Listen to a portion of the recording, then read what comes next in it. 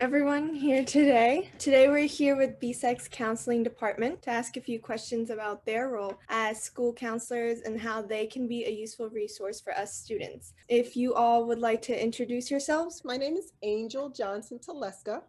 My pronouns are her, hers, and she.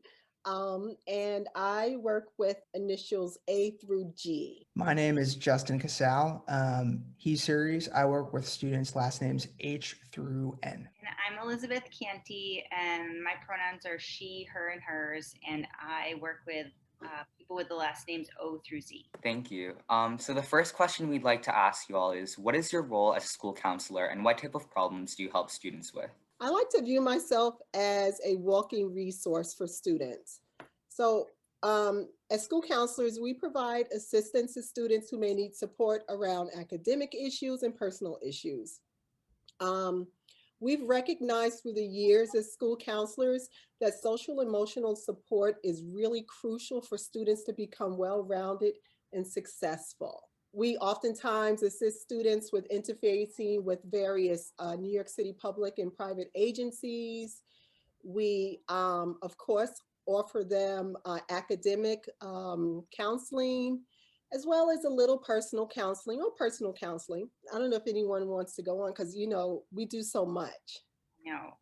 I mean, I always tell students that we're academic counselors first, but so many things intersect with and affect your academics that I think, if you think about all the things that could affect your academics, so like stress or like relationships with your family or issues with friends or sports that you're involved with or activities, time management, like there's just so many things that affect academics that it's kind of like anything that crosses over.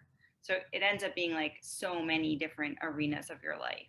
And we're open to talking about whatever you want to talk about because we're here for you. And in some ways, I also think that I like to think of myself as like an older brother in some ways in the advice that I provide. I try and be, I don't think I try to be, but I think I can relate to you guys, and we share a lot of the same interests. And it's a lot of times I think easier to talk to one of your counselors than a teacher or a parent. There are certain things that you feel more comfortable talking to us about than you would them. So we're just kind of like open books that are ready to meet with you guys and help you in any way. And I don't think that Angel or Elizabeth even talked about the college process and college counseling and all that we do with that in CTO. So there's just so many ways that we're available to help. One thing that I know students really like us to support them in is having conversations between them and their professors. If they have some sticky issues that they need to discuss or have questions, we can be a guide, we could be an intermediary, we could be there to support them. So we're like, just like Justin said, we're just advocates, and we're big brothers and big sisters for you guys. Yeah, thank you. Clearly that sounds like really important, and you all cover a lot of difficult issues and, provide all of that support that we need as students. So, we'd like to ask you, why do you think it is important for students to connect with their school counselors? There's not always a crisis in our lives. Right now we have a pandemic and it kind of feels like we're in a crisis daily. But regularly, that's not the case, right? So we like to build a relationship with you guys when things are going well. That way, when something does happen, you know who we are, you feel comfortable talking with us and sharing and opening up. So that's why I think it's important to get to know us early in ninth grade, which is so difficult for our current group of ninth graders because you guys are remote from the start. So I'm glad that we have this opportunity to get to know you guys a little bit more through the computer screen. Sometimes students feel like they don't need their counselor because, like, what I hear from students sometimes, like, I have a lot of friends, like I have a lot of people to talk to, or like I can talk to my family, but it's just a different kind of relationship. It's like separated from, we're not giving you a grade, we're not your teacher, we aren't expecting anything from you, we're not your friend. So it's not like we're just really here for you. Like, it's not with a friend where you give something to your friend and your friend gives something back, and it's kind of like a back and forth relationship. I think as counselors, we do I do love working with students and it gives me a sense of fulfillment, but it isn't like my students owe me anything in the relationship. It's really just, we're just here to listen to you and try to be helpful in any way that we can. And I don't know that there's other relationships in your life that you have that are like that. Because even with your parents, like they may be there for you and they may be saying, like, we live our whole lives for you. Everything in my life is about you. But you also feel kind of like you have emotions about your parents that you probably don't have about your counselor. And so maybe it's just like a little bit easier to talk to us. It's a different kind of relationship. That definitely makes sense. It's an important dynamic to have, and it's an important safe space to have to be able to talk to someone that kind of doesn't have an effect on your life, because there are always imagined or real consequences to telling people that you know things like that. On a more personal note, can you tell us why you became a school counselor? I could start. So before becoming a school counselor, I worked, I think, in a couple of not-for-profit organizations. I wasn't even like dealing specifically with students. I was always in like an administrative role, but it was so interesting because I found myself always gravitating towards students, always wanting to be like a mentor to students. And so that just made me feel like I need to do something with students. And so I was really happy and really lucky and fortunate to work at my old high school that I graduated from. And that was so important to me to be able to give back to that community that I grew up in, that nurtured me, that produced me.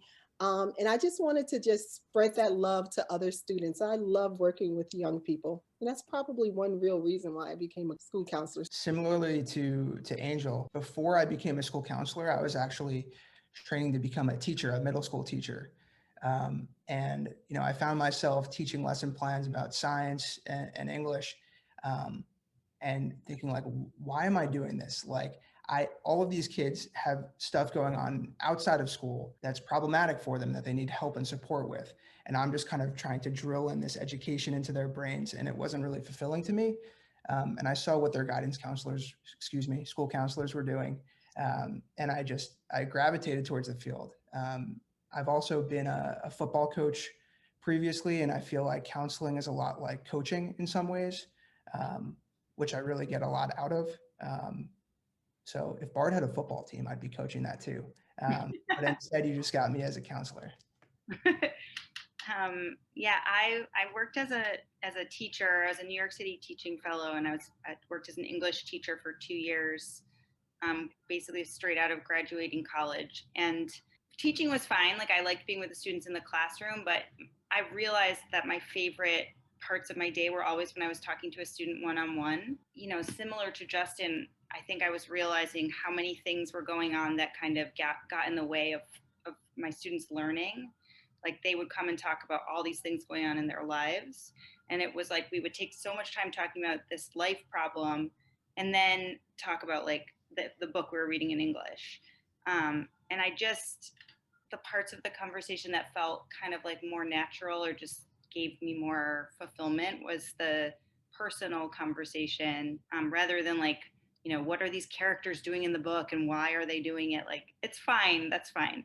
But I just get more out of the like getting to know people as people and like delving into like why they do what they do or why they think what they think. I really love talking to young people. Yeah, I love how all your stories have, something in common there with the teaching. That's very interesting to me. Just about now and how we can reach out to you guys. So as we all know, the pandemic has changed the way we interact and we connect, especially through virtual spaces. So how have you all adapted to COVID and how can students find you or schedule a time to meet? I think in the spring we were kind of more like just piecing it together. So now we all have this calendar called Calendly. Makes it very easy for students to set up appointments. It's meeting on either Google Meet or Zoom or sometimes talking to students on the phone. Sometimes if there's a student who is like in a small apartment and they can't really talk privately with family members around, we even like text students. But we kind of have all different ways of making it work. And I feel like any student who wants to reach out to us, like once they do it once, they realize it's very easy to do it the second time. I know the three of us have Google numbers, telephone numbers. So if you're not comfortable, like Elizabeth said, going through the link that's always listed in our signature, you can definitely either call us or, text us. It's okay. Yeah, I think we'll probably figure out a way to get a graphic on this video to put our Google Voice numbers and our Calendly links. Thank you so much for everything that you guys said about how you respond to COVID. I really appreciate how flexible you all have been and how many options you have made available for students to reach out to all of you.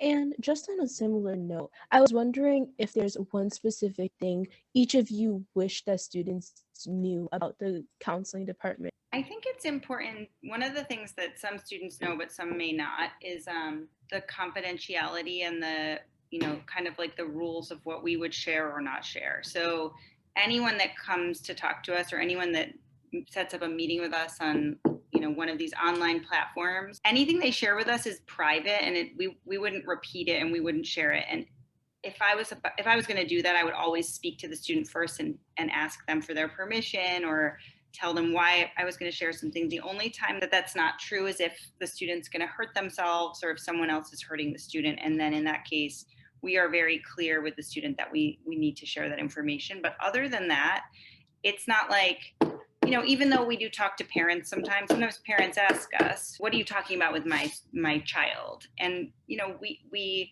will give them kind of like topics, like we talk about academics, we talk about social life, but we don't go into specifics. And sometimes parents don't like that, but it's an important part of our relationship that it be a trusting relationship. So the confidentiality is like a really important part of our office. I think another great thing to know is that we have a lot of resources for outside mental health counseling as well. A lot of students are, afraid, or they don't want to bring it up to their parents if they want to go to therapy or counseling outside of school. And we can kind of be that bridge and help you guys to find somebody, and even help you to have a conversation with your parents, or we can help lead that conversation with your parents either way. And for those students who are already in therapy, a lot of times I feel they might not meet with us because they feel like they're already getting support outside of the school. But a lot of times we can actually talk with those therapists, and it's really helpful in supporting you guys in school. So it goes both ways. Yeah, I mean, the only other thing I would add to that is that we're really not scary, and sometimes students are afraid to come talk to us, but we're not part of the administration. We don't do any discipline in the school. Sometimes we talk to students about if someone gets in trouble for something, we might talk to them about why they made the choice that they made or what led them to make that decision. But we're not the one deciding on any sort of like penalties or suspension or anything like that. We're just here to be a student advocate and to support. And then the last thing I wanted to say was when students, make appointments with us, it doesn't have to be because something's bad. Like I had 3 students just talking to me today about just life stuff. Just, we were talking about a TV show, and so that's really good. It's nice. It's fun. So we're human. We want to talk and laugh and joke, and we got opinions, so we're here for you. Whatever you want to talk about. To wrap things up, thank you guys so much for coming to speak with us today and, taking time from your day to meet with us because, we thought that this was really important. We're grateful for you. Thank you for setting this up. Thank you, guys.